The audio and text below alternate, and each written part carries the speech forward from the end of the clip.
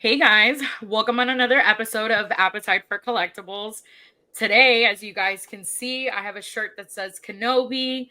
This lovely gentleman next to me fits it. He's also wearing a Star Wars shirt. But today we have Warren Proulx on our show. How's it going, my friend? It is going great. Beautiful weather in Burbank. I know we were just discussing here about our different weathers in California and in Florida. So I'm pretty jealous because he doesn't have to deal with the humidity. Oh, yeah, absolutely not. We're in a desert. Now, you know, like I said to you before we logged on, I said, just looking at you and then looking at the photos that I've seen online, just the photos of you being Kenobi, it's so creepy how you look exactly like him. Pretty close. I was pretty close. Yeah. No, Yeah. it was fun. Now, the hair that you had for the photos, was that your actual hair or were they added a little bit more of extensions to give it kind of What's like a no? What happened is as soon as I actually I never grew a beard before either. Oh wow. I got a call and they said, "Hey, can you grow a beard?" I'm like, sure, I can grow up. I don't know. I didn't know what it was going to look like. It could have just been like one little hair over here. I don't know. But they said, yeah, you're gonna want to do this. I said, okay. I show up and I'm trying to grow a beard. I probably showed up about this much, but by the end or by several months in, my hair had grown out, and that was all me. Oh wow. Yeah. But there's a picture on my Instagram where the evil Obi thing that actually was earlier in the shoot, so I actually did have a wig on. There was a little wig that they would put on his main unit stunt double. Oh wow. That was the only time it wasn't my hair. But by the end of the show, I had grown it all out, and that was the longest I had anything, and it looked really good. I like how you said, like, can you grow a beard? I guess. Sure. No, but you're an actor. Yeah, of course I can. Can I ride a horse? Of course. I can ride a camel. I mean, Yeah. now I can. I mean, like they showed me how to do it on Obi-Wan, but you know, you just say you can, and then you fake it till you make it. Now, I know for a quarter of a century now, you've actually been in quite a few films. I, I was really surprised that you were in The Wedding Singer. It's actually one of my favorite movies. Yeah, that's funny. That was a great. God, that was yeah. It was a week long shoot, and I was one of the groomsmen at the opening ceremony, opening the credits, and like the second shot in, it's just my big face dancing. Yeah, no, it was a lot of fun. Now, hotel, I can't remember which hotel it was. Roosevelt or one of those hotels. I don't remember down in L.A. But it was a week long of listening to Adam Sandler singing "You Spin Me Right Round." I bet you didn't mind that. Well, by the end of the shoot, by the end of that week, I was kind of done with the song.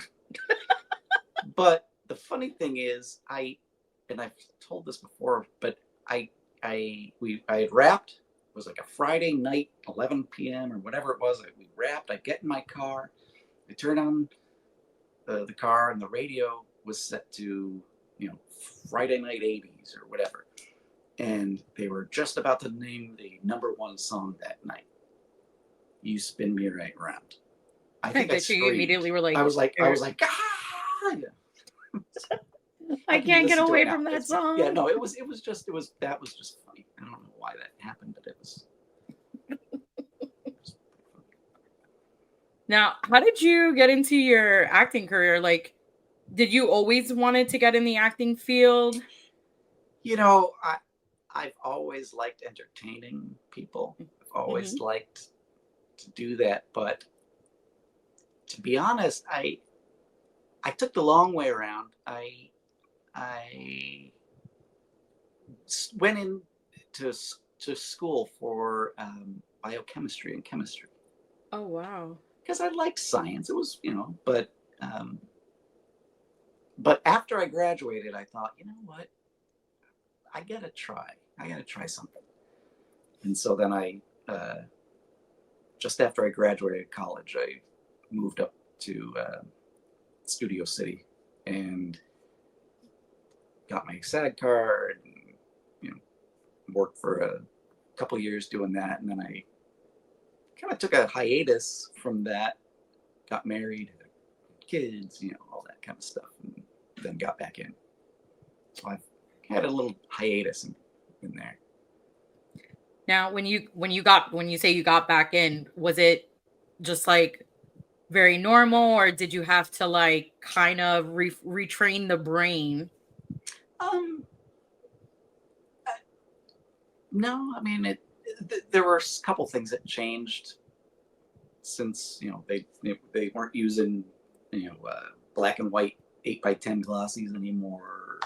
They're now we do color, but I was only in the late 90s, so we're still using black and white. But anyway, no, everything is pretty much the same, except now there's blue screen that's not blue screen. It's an actual showing something.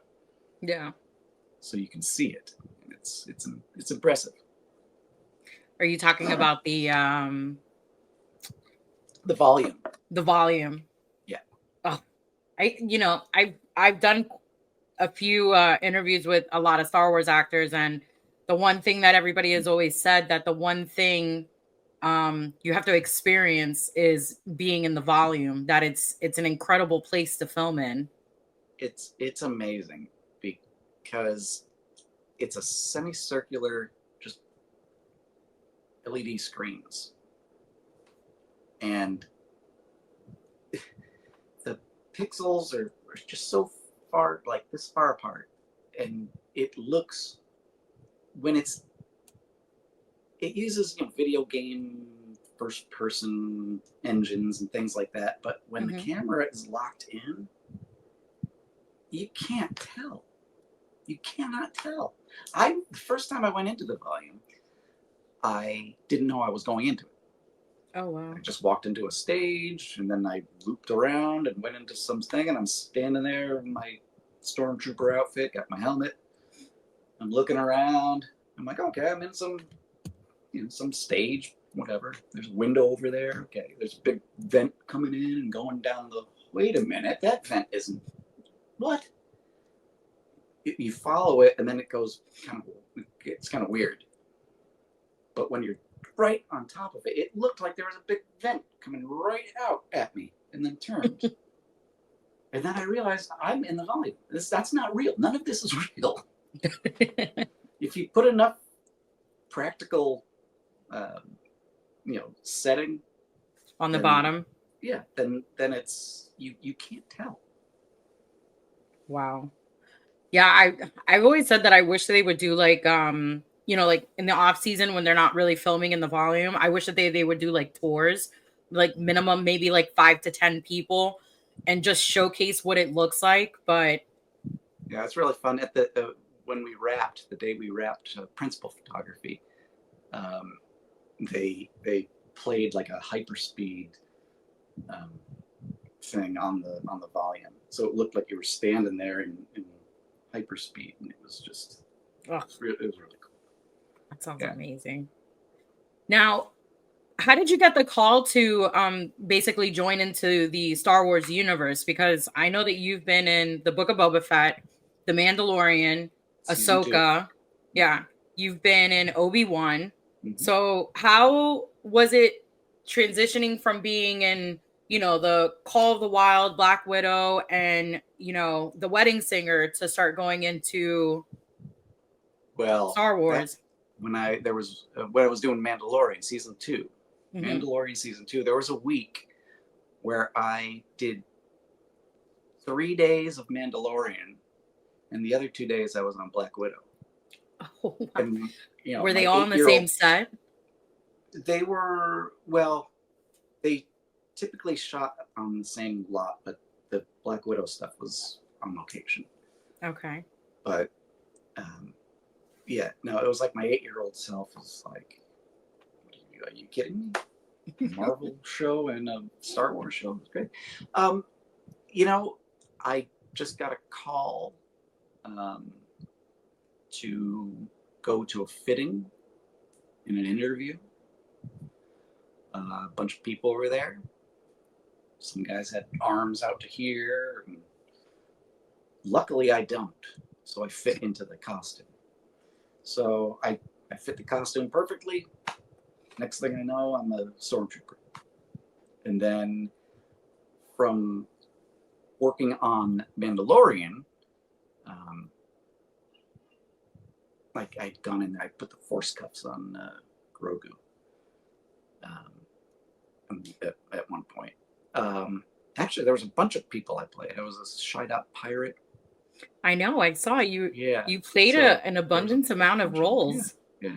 But so that was the first one. And then when Book of Boba Fett was looking for people, they wanted people that they knew they could put on the costumes and they were okay with everything.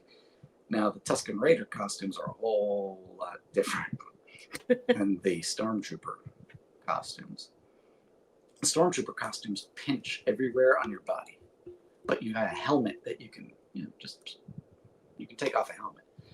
The Tusken Raiders are these flowing robes, and then they strap this thing onto your face, and you can it's miserable. And evidently that mask was better than the mask that they used previously, because then they wrap this thing around your neck to kind of make it look like you can't see where the mask is. Yeah. And you can't take that thing off by yourself. It's so basically you're just like covered here, like you have an opening here, or just this. That's it. Oh, and my claustrophobia would be freaking out. There were a couple people that I didn't see after lunch on the first day. But yeah, no, it wasn't. There were a couple times when I was like, get this thing off of me right now. But in general, it was pretty good. I mean, it was 100 degrees. Book of Boba Fett was winding down, and I got a call from a completely different casting company, because Obi-Wan Kenobi was more of a Lucasfilm versus Disney Plus project. So it was kind of, it didn't use, like all the people on Mandalorian, all the crew, Mandalorian, Book of Boba Fett, Mandalorian Season 2, the Ahsoka, all those were all the same crew, basically. Okay. But Obi-Wan was kind of its own little thing. So as I'm on Boba Fett, I get a call, hey, can you grow a beard? And I remember sitting down with some of the Tusken Raiders, and we were all hanging out, and I looked at one guy, and I'm like, I think I just booked a really good job. I think I'm Obi-Wan Kenobi. It was fun. I mean, it was great. And then just show up there, and I didn't know what it was. It was Joshua Tree. I don't know. It was whatever it was. And the first thing I had to do was stand against Demetrius, who was photo doubling Darth Vader, and I'm just staring at Darth Vader's face with lightsabers crossing in the reflection, and that was my first day at work. Oh wow! Get a chance to meet Ewan McGregor. Was he impressed on how you guys looked very similar? Actually, I'm glad I didn't speak with him about it, because there was a security guard on the lot, and I befriended her, and hey, how you doing? Oh, friend, how you doing, friend? One day she comes up to me and says, oh, I was at craft services or whatever she was doing. She's like, and I saw the other guy, and I was like, are you my friend or are you the other guy? And I'm like, I'm the other guy. He's the guy. I'm the other guy. But so yeah, I mean, so anytime he was on set, I was on set. But except for he was gone for a week for some personal things. And so I'm like, hey, throw me a bone. I need to do something for a week. And so I was a stormtrooper in the scene where Reva gets interrogated by the Inquisitors. Yeah. I'm one of the stormtroopers in the background. That was the only time I saw anything happen with the bad guys. I didn't know anything what would happen with the bad guys. I only knew what was happening with old Ben. Old Ben. I genuinely loved the Kenobi show. Me too. Yeah, there was quite a few scenes there that I actually teared up, and then I actually cried a lot. I don't know, it was like my inner prequel kid was kicking in, but I cried a lot, like during the scene where, Kenobi and Anakin were talking, and Kenobi said to him, "I'm sorry for all of this." Yeah, that part was great. To be there on set watching that was freaking amazing. And I don't know why, like I am an emotional person, but that scene, it was just, all the questions and answers you've always wanted to have, answered were finally answered. Like they had a conversation, he apologized for everything. Yeah, that was one of my favorites. It must have been intense to be there, during that scene. I was on the volume. Oh. It was, it was really good. Now, you played a bandit as well, and like a night trooper in Ahsoka. Oh, right. So then Ahsoka rolls around, and they were looking for a core group of, I don't know how many there were, 15, 20, whatever of us. It was like a core group of the night troopers. So we all became really good friends. All the night troopers. We would go out afterwards and hang out, and it was a blast because we were there, uncomfortable, hanging out. Everyone was great. You probably know my friend Dimitri Karas. Oh, Dimitri, come on! He's the other guy. He's the guy that stunned Grogu, and then I put the force cuffs on him. Yeah. Yeah. Hey, he's one of my buddies. Yeah, he's great. Yeah. So he was a night trooper as well. Yeah, he had told me in the interview that I did with him was that like how you stated, the night troopers, you guys all became like very close, and you guys became like one big family. Oh yeah, we still contact each other. In fact, I think we still have a group chat. Probably called the night troopers. Something like that. Little troop. Whatever it is. I had one more thing. What was I going to say? Night troopers. Oh, so the night troopers. One day they said, "Okay, everyone, we got to lay down and we got to stand up." Stormtroopers don't stand back up. We're the only stormtroopers who ever had to stand back up on camera. Mm-hmm. Everyone falls down, but no one gets back up. You know why? Because it's freaking hard. So we had to rehearse getting up in these costumes where you got that big, detonator on the back, and you're like rolling around. Oh man, it was so hard. But it ended up being cool, seeing all the guys coming back. That's actually kind of funny. No, it took, like, we seriously rehearsed for like 3 hours just getting up. Yeah, because those costumes are pretty. You can't use your gun either to prop yourself up. You gotta do it. You're on your own. Like basically like a zombie. Yeah, you kind of roll over. It's the only way you can do it is looking like a zombie getting up from that. Now, if you had to pick which character you have portrayed, or for in Lucas for Star Wars, basically, which one was your ultimate favorite? I loved being on Obi-Wan. I loved wearing all the costumes and riding the camel, and I was there from the camera tests till actually there was a day of second unit shooting after we wrapped principal photography.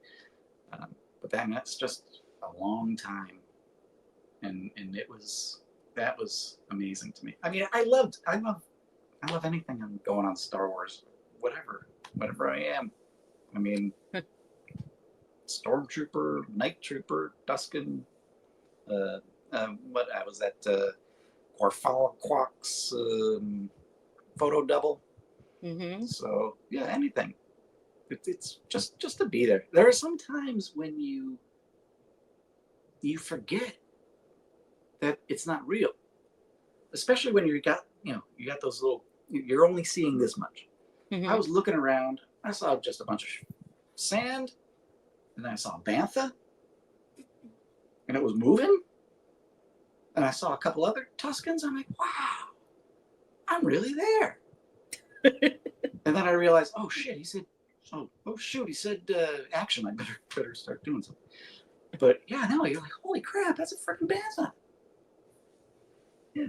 Well, I think that reaction is normal. It's very normal, especially for anybody who's a Star Wars fan.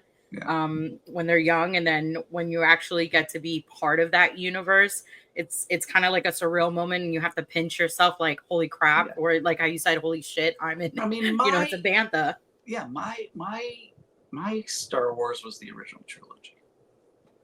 That's the one that's mine. So I appreciate the prequels, and I think Ewan was probably the best part of the sequels. but I like it's interesting how it gets different groups of like everyone that's grew up with the prequels are going crazy over the prequels. Yeah. And we're adults now. Right. I'm even more an adult. I'm adultier. You're adultier. Who was your favorite character in Star Wars? Growing up, it was Han Solo. The rebel. Had to have been. Plus, he played Indiana Jones, so Oh, and then I ended up working with him on Call of the Wild. How amazing was that? That must have been fun. Yeah, that was pretty cool. Yeah. He's such an iconic person because I was speaking. So I work in the medical field, and I was talking to one of my patients about it because they saw my computer mat and saw that it's Star Wars. So we started chit chatting, and I had the specs of what makes the Millennium Falcon on my keypad. Oh. And we started talking about Harrison Ford, and I said, he's timeless. Like, he has played so many iconic characters that it affects every genre. Like, that's Indiana Jones, that's Han Solo. What is it? He was in the Clear and Present Danger. Yes, he's been in a bunch of Tom Clancy films. No. What was it? He was in Air Force One. Oh, that's what it was. Air Force. Yeah, Air Force One. It's one of maybe it was the other one too. I don't remember. He was in The Fugitive, so it's like it just hits different. Yeah, so it's cool that you got to work with. You got to be in the same movie as him. That was fun. It was good. Now, actually, there's one scene in Call of the Wild that is actually shot. I was photo doubling, and it was shot over my shoulder, and it's just me looking at Harrison Ford. So the first time, and I didn't even know that they were doing it. They were just like threw me in real quick because I was standing in for somebody else, and they were like, "Oh man!" And then I just get a club and I hold it up like that, and then Harrison Ford looks at me like he's gonna kick my ass. I was like, what the fuck? You're probably staring at him like, oh my god, it's Harrison Ford. Oh no, I know. I was like, they're like, stop dropping the arm. I'm like, what? Okay, didn't know where the fuck he was. Okay, no, it was very good. It was good. We had a great day. That's good. Now, I know you're going to be at Boonza Eve in August for the Rebel Scum Con weekend. How excited are you? I'm very excited. I love Boonza Eve events. I did one in Hollywood at the Scum and Villainy, and that was a blast. I mean, karaoke, Star Wars, alcohol, come on. What more do you want? Yeah, I know Spencer and his group are always constantly like putting on some really good stuff. They are the best. Yeah. Yeah. That's awesome. Yeah, I'm gonna definitely go. I'm excited to like meet a whole bunch of people and like it's fun to see like there's an after hours Star Wars event for like adults and we can all have fun and nerd out. So yeah. It's a lot of fun. You're gonna have a great time. Cool. And then I get to meet you in person, so that'll be fun. That's just a bonus. That's just a bonus.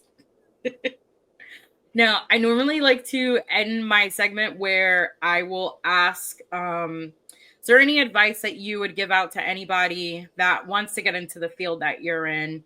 You know, the highs, the lows. What would you recommend?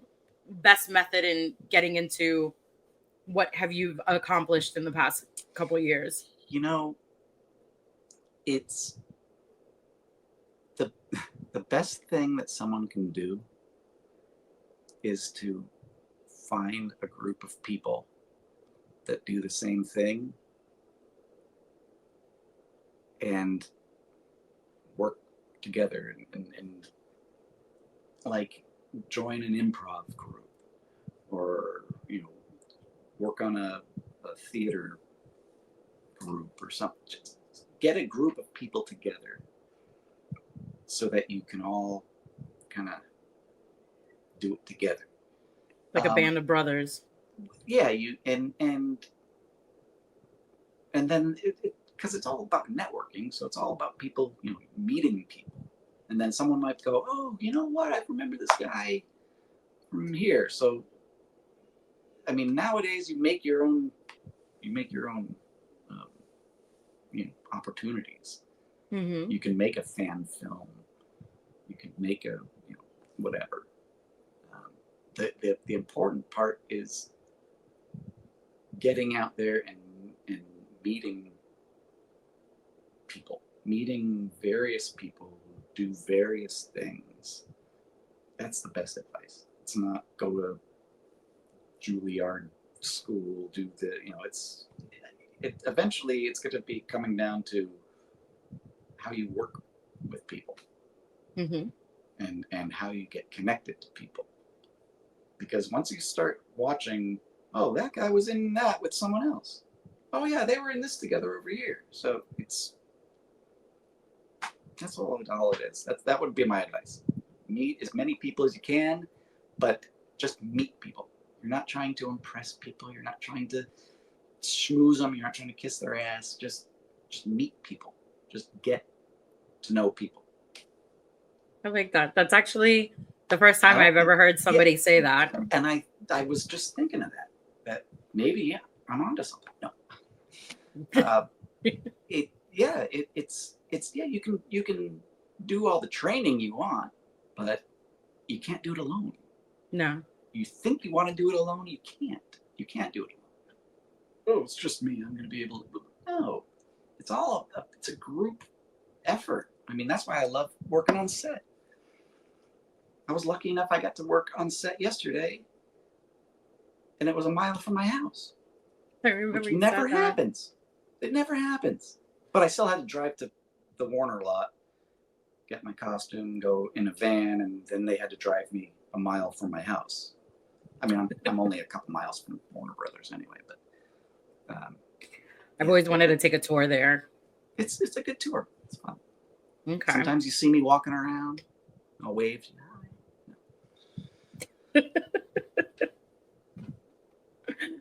You know, it was fun. The Universal tour was fun, but we were shooting Once Upon a Time in Hollywood for the first week over there, first 10 days or something. And every once in a while, there would be a tram would come by, and no one would know that Brad Pitt, and Leo DiCaprio, and Warren were down there, doing their stuff, and because we shot on the western backlot part. Mm-hmm. It was, but having the trams come around, it's fun. I would suggest coming and doing some tours. Okay, yeah. I was thinking about I definitely would like to come to Los Angeles, and I wanted to check out like a couple places and do tours. And I know with next year the George Lucas Museum was opening, so I was gonna try and check that out as well. So I just wanted to dedicate one day Yeah, to, that'd be fun. or a couple days being Yeah. in Los Angeles. Yeah. Well, come on. We're ready. I will. Now, I know we can find you on Instagram. Is there any other social places that you would like for me to add on there so people can find you, harass you, and follow what you're doing? That's the best one because I usually post to that and then it posts to Facebook or whatever. So Yeah. that's probably the best one. I have a website too if you needed to. Yeah. Somehow you needed some kind of anything crap. I don't know. Well, no, I did see your website does offer signatures, so yes, that's a plus. So yeah, guys, if you go on his website, you can get signatures of any of the scenes he's been in films, shows. So that's a plus because not a lot of people offer that. I guess not. I don't know. Yeah, everybody always either goes through like SWAU or they use other like signature companies, but that's cool that you have a website and that anybody can go there, purchase a signature. Yeah, I also like to try to put my upcoming appearances. Okay. But I just realized I haven't updated it in quite a while. So is there any upcoming appearances that you're able to say? Just no, it's just the Boonta Eve at the Rebel Scum Con in Frisco, Texas. Be there. Be there or be square. Great convention. Oh man, there's gonna be lots of guys. Oh man, you're gonna go crazy. Oh, I know. I went to the first year of Rebel Scum and it was great. Okay. So I know for a fact second year is going to be phenomenal. Yeah, I was working that time. But then I went out a little bit later to their Order 66 store. Anyway. Yeah. But yeah, they're great guys. Yeah, super great guys. Well, Warren, I appreciate you being on the show. Guys, I'm definitely going to put all his information down in the description so you guys can follow him on Instagram. If you are coming to Rebel Scum Con, definitely check out Boonta Eve. He's definitely going to be there. There's going to be a wide cast of celebrities there as well. There's going to be karaoke, alcohol. And it's just Star Wars related for adults. So you guys should definitely come by, check out Boonta Eve, get signatures from Warren, take pictures with him. You can say that you were with Obi-Wan. Obi-2, maybe. Obi-2, yeah, we'll call you Obi-2. No, I know that's. But yeah, Warren, I appreciate you being on. Yeah, thank you. I had a great time. Thanks for reaching out, and I always love talking about behind the scenes Star Wars stuff. It's just it's a blast. It's amazing that I get to do it. You know what, the one thing I will say before I wrap this up, when I speak to certain people and they're talking about their time that they've spent on set and stuff like that, you can genuinely see when they actually enjoy the craft that they're doing. And I can get that from you. I can see it in your face. You genuinely enjoyed doing what you did in Star Wars and had fun, and just, you could see it. You had made a lot of memories. Oh yeah. Yeah. Never would have thought. I like that. Well, thank you. Yeah, of course. So guys, have a great evening and may the force be with you. Always.